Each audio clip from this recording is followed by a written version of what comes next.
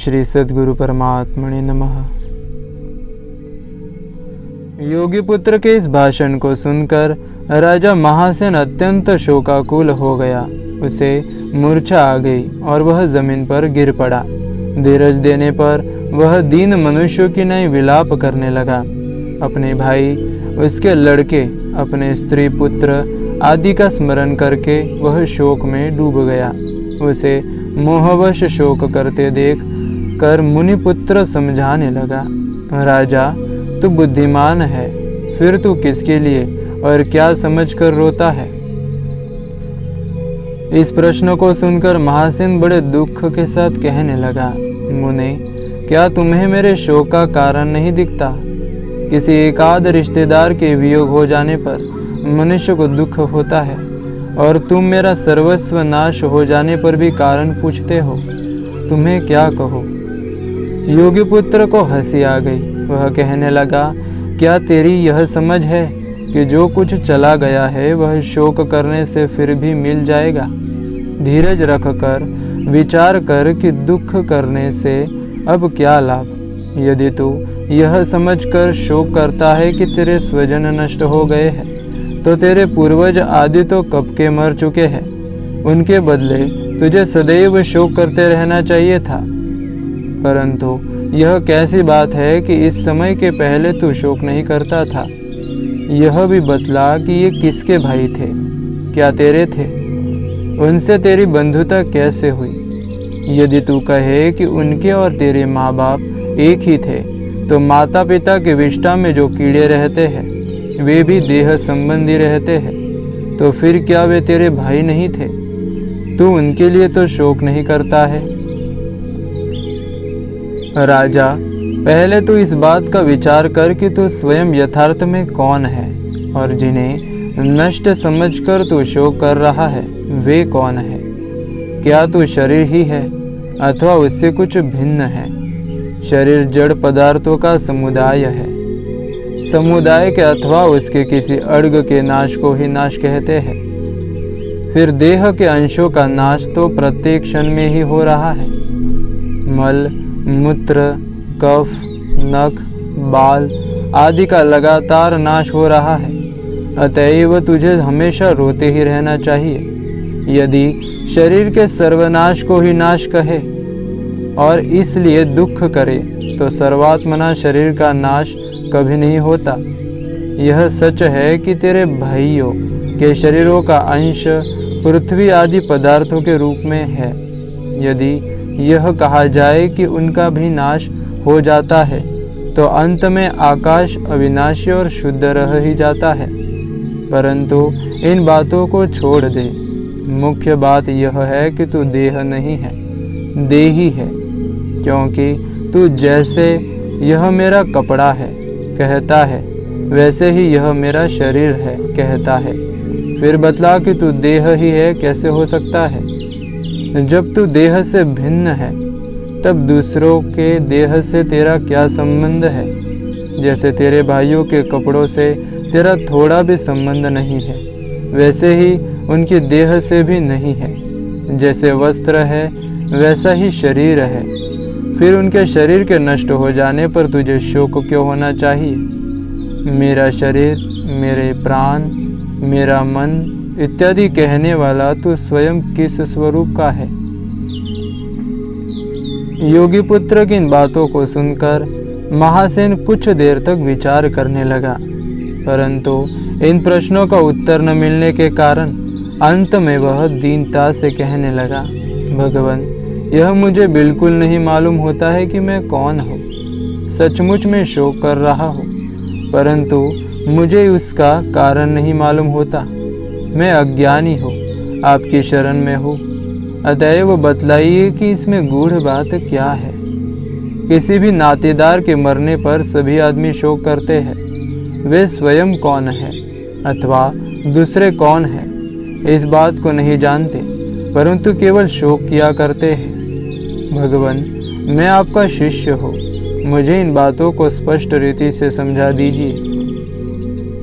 इसे सुनकर योगी पुत्र कहने लगा, राजा सुन, माया के कारण सब लोग मूढ़ हो गए हैं। वे अपने स्वरूप को पहचाने बिना व्यर्थ शोक किया करते हैं। जब तक मनुष्य अपने स्वरूप को नहीं जानता तब तक वह दुख पाता है, परंतु उसे जान लेने पर कभी दुख हो ही नहीं सकता। लोग नींद में मोहवश होकर और अपने को भूलकर जैसे दुख करने लगते हैं, अथवा कोई इंद्रजाल विद्या से बनाए हुए सांप के भय से डरते हैं, उसी तरह माया से पागल होकर मनुष्य व्यर्थ दुख पाता है। परंतु स्वप्न से जागृत हो जाने पर अथवा इंद्रजाल विद्या का स्वरूप समझ लेने पर जैसे वह डरता नहीं और दूसरे डरने वालों को देखकर उल्टे हंसता है, उसी तरह आत्मस्वरूप को जानने वाले मनुष्य इस माया से छूटकर दुख रहित हो जाते हैं और तेरे शरीर के माया से मोहित पागलों को देखकर हंसते हैं। इसलिए आत्मस्वरूप का ज्ञान प्राप्त कर तो इस दुस्तर माया से पार हो जा और विवेक के बल से इस मोहजनित शोक को दूर कर। यह सुनकर महासेन कहने लगा, भगवान, आपका दृष्टांत यहाँ लागू नहीं होता, क्योंकि स्वप्न और इंद्रजाल की बातें केवल मिथ्या होती है, परंतु जागृत अवस्था में अनुभव में आने वाला यह संसार सत्य है। सब बातें प्रत्यक्ष हुआ करती है, इसका कभी भी लोप नहीं होता, यह स्थिर है, फिर यह स्वप्न की तरह कैसे हो सकता है। उत्तर में यह बुद्धिमान मुनिपुत्र कहने लगा, सुन, तू कहता है दृष्टांत लागू नहीं होता, यह तुझे एक दूसरा मोह उत्पन्न हो गया है। जैसे किसी मनुष्य को स्वप्न रूपी एक भ्रम होकर रस्सी में सांप दिखने का और भी दूसरा भ्रम हो जाता है, वैसे ही तेरा हाल है। स्वप्न के वृक्ष आदि स्वप्न के समय क्या प्रत्यक्ष साधनों का कारण नहीं बनते? क्या वे राह चलने वालों को ताप के कष्ट से नहीं बचाते? क्या ये स्वप्न में पुरुषों के फल आदि देकर उनकी क्षुधा तृप्त नहीं करते? क्या स्वप्न सृष्टि कभी स्वप्न में झूठी मालूम पड़ती है? क्या कभी यह मालूम होता है कि वह स्थिर नहीं है, क्षणिक है? यदि तुम कहना चाहो कि जागृत होते ही सब झूठी हो जाती है, तो क्या यह सब जागृत प्रपंच निद्रा काल में नष्ट नहीं हो जाता? यदि फिर भी यह कहना चाहो कि वह दूसरे दिन फिर भी अनुभव में आती है, इसलिए नष्ट नहीं होती, तो क्या स्वप्न के विषय भी दूसरे दिन अनुभव में नहीं आते? यदि यह कहो कि वे फिर भी अनुभव में नहीं आते, तो भी पदार्थ जागृति में भी अनुभव में कब आता है? दूसरा नया ही मालूम होता है। यदि तू यह भेद बतलाए कि पदार्थों के नूतन मालूम होने पर भी पृथ्वी आदि वही मालूम होती है, तो स्वप्न में भी उन्हीं पुत्र कलत्रादि का अनुभव फिर होता ही है। तो सूक्ष्म विचार करके देख, यदि उस अनुभव को खोटा कहेगा तो जागृति के अनुभव को भी झूठा क्यों नहीं कहना चाहिए? जागृत अवस्था में देह, वृक्ष, नदी, दीपक आदि जो पदार्थ भासित होते हैं वे प्रतिक्षण भिन्न होते हैं। फिर यह कैसे कहा जा सकता है कि बिल्कुल वे ही ज्यों के त्यों अनुभव में आते हैं? पर्वत शरीर के पदार्थ का भी स्वरूप दूसरे क्षण में ज्यों का त्यों नहीं रहता, वह झरने, नाले आदि से बदलता रहता है। इस तरह से समुद्र और भूमंडल प्रतिक्षण बदल रहा है। फिर तू यह कैसे कहता है कि वे ज्यों के त्यों फिर भी अनुभव में आते हैं? राजा, मैं अब इसका अधिक स्पष्टीकरण करता हूँ, थोड़ी सूक्ष्म बुद्धि से देख। केवल विशिष्ट स्थान में और विशिष्ट समय में पदार्थों का अनुभव स्वप्न और जागृति में समान रूप से होता है।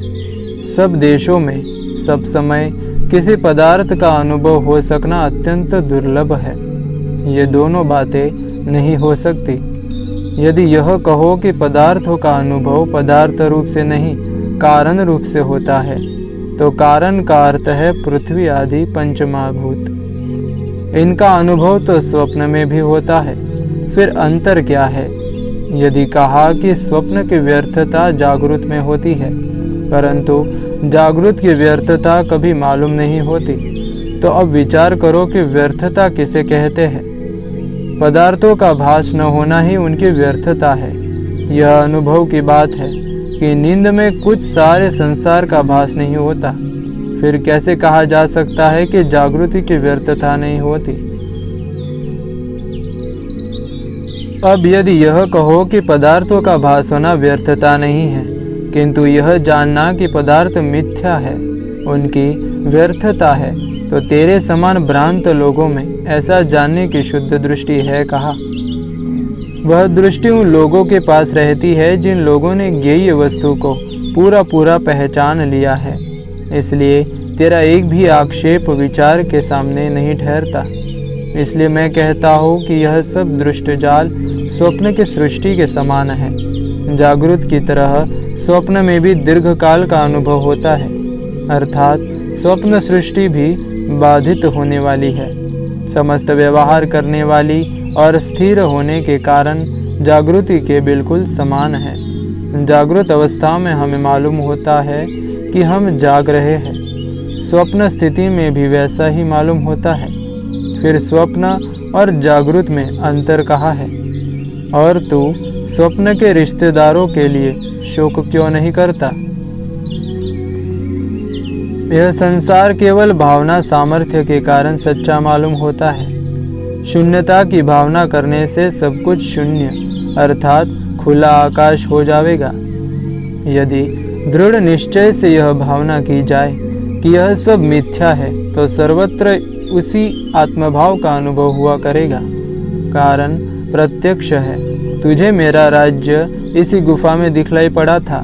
यदि इच्छा हो तो चल इस पहाड़ी के चारों ओर फिर से एक चक्कर लगावे। यह कहकर योगीपुत्र महासेन के साथ चला। दोनों ने पहाड़ी की प्रदक्षिणा की। वापिस आने पर वह बुद्धिमान योगीपुत्र महासेन से फिर कहने लगा, राजा, पहाड़ी देखी? केवल 3-4 मील परिधि की है। इसी के भीतर तूने अभी बड़ा विस्तृत प्रदेश देखा था। फिर वह जागृत है कि स्वप्न? बोल, यह सत्य है कि मिथ्या? पहाड़ी में तूने एक दिन व्यतीत किया। तब तक यहाँ 12 अरब वर्ष बीत चुके। तो सच और झूठ का निर्णय तू ही कर। जैसे दो भिन्न भिन्न स्वप्न हो, वैसे ही बात यह भी है। इसलिए ध्यान में रख कि इस संसार में भावना ही सार है। भावना को छोड़ देने पर यह संसार एक क्षण में लय हो जाएगा। इस संसार को स्वप्न समझकर शोक का त्याग कर। इस स्वप्न चित्र का आधार दर्पण शरीर का सच्चित रूप केवल आत्मा है। इस बात को जानकर तू जैसा रहना चाहे वैसा रह। इस संसार चित्र का दर्पण चिद्रूप आत्मा को समझकर एक बार अपने अंतःकरण को परमानंद से भर जाने दे। सभी श्रोता स्वामी जी को निहार रहे हैं। योग और ज्ञान मूलक यह वार्ता कई संशयों को दूर करने वाली है। स्वामी जी बोले, धन्य है हरितायन ऋषि जिन्होंने ऐसा संवाद ग्रंथबद्ध किया। यह संवाद सुनना हमारे पुण्य में बहुत अभिवृद्धि करता है।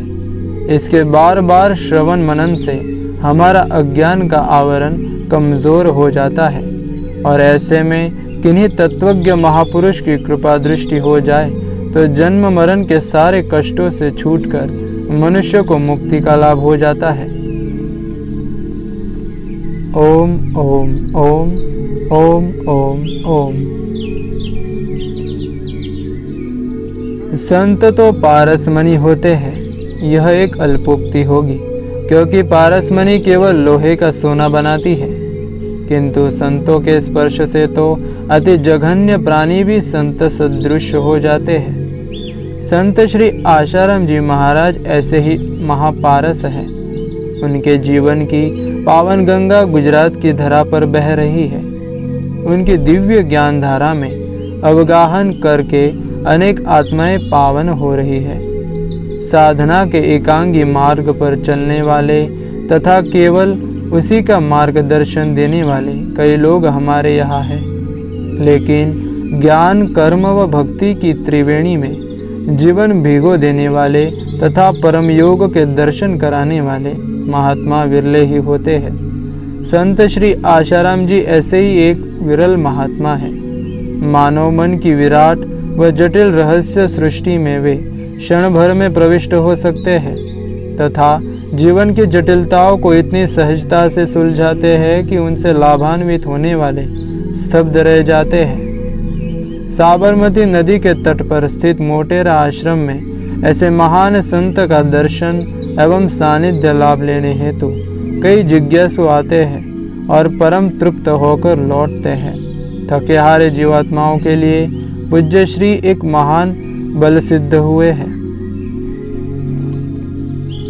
ओम ओम ओम ओम ओम ओम।